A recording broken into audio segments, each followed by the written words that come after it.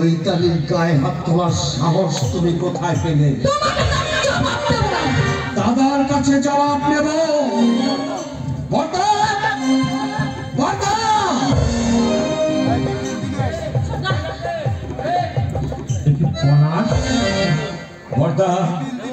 আমি জানতে চাই, চৈতালির গায়ে হাত তোলবার অধিকার বৌদিকে তুমি দিয়েছ? তুমি চৈতালির গায়ে হাত তুলেছ?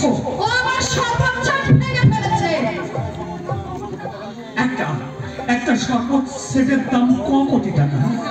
তাছাড়া দেখতে পাই না, অসাবধানতা হয়তো ভেঙে গেছে। তার জন্য ওই বাবাকে ফেলে লাথি মারবে। ওকে এবারে সাধারণ ঝিলচাকরানি বার্তা।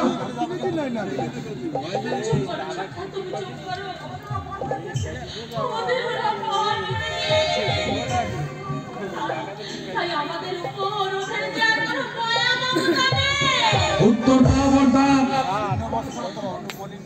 আমাদেরই অন্ধ বউ, এক নারীর পেটে আমরা জন্মেছি। ভেবে দেখো, ওর মতো অভাগিনী এই পৃথিবীতে কি আর কেউ আছে? ওই বস্তিতে রাখা ঠিক নয় বলে আমি তোমার বাড়ি তোকে রেখে গেছি। তাও কিন্তু আমি এমনি রাখিনি। ওর খাওয়া পড়া বাবদ আমি প্রতি মাসে তোমাকে টাকা দিয়েছি।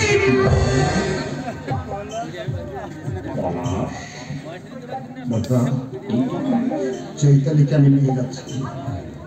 তার কোনোদিন কোনো কারণে তোমাদের সামনে আমরা আসবো চেষ্টা করবো। বর্তা বলে আমাদের কেউ আছে?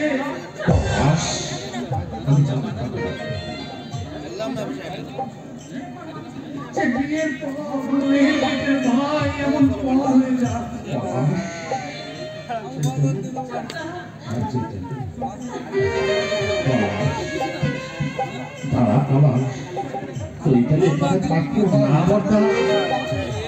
বঙ্গবনের ভারী বোঝা বইতে তোমার কষ্ট হবে।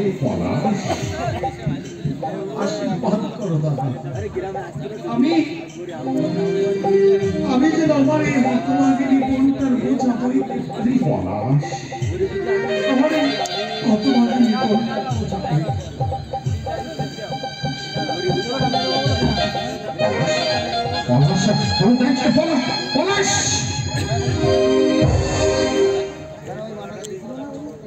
চৈতালির খাওয়া পড়া বাবদ তুমি মাসে মাসে টাকা নিতে, কথা আগে আমাকে বলনি কেন? তোমার কাছে বলবার বিষয় না হলেও আমার কাছে অনেক কিছু। কেন তুমি চৈতালির গায়ে হাত তুলেছো? বলো, কেন এত সাহস তুমি কোথা থেকে পেলে? কেন তুমি চৈতালির গায়ে হাত তুললে? সর্বোচ্চ ভেঙে ফেলেছে, তাই না?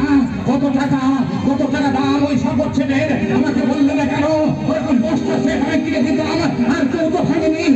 আমার ছেলের ছোট বোন, ও যদি তুমি ভাঙতে তাহলে তুমি কি করতে? আমি তো অসফল নই।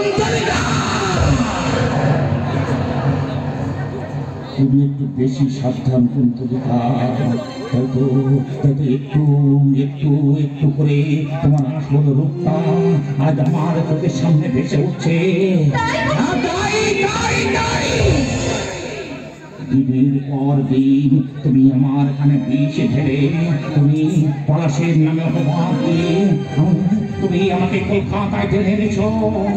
নিজের স্বেচ্ছাচারিতা চলবার জন্য তুমি এই কাজ করেছো।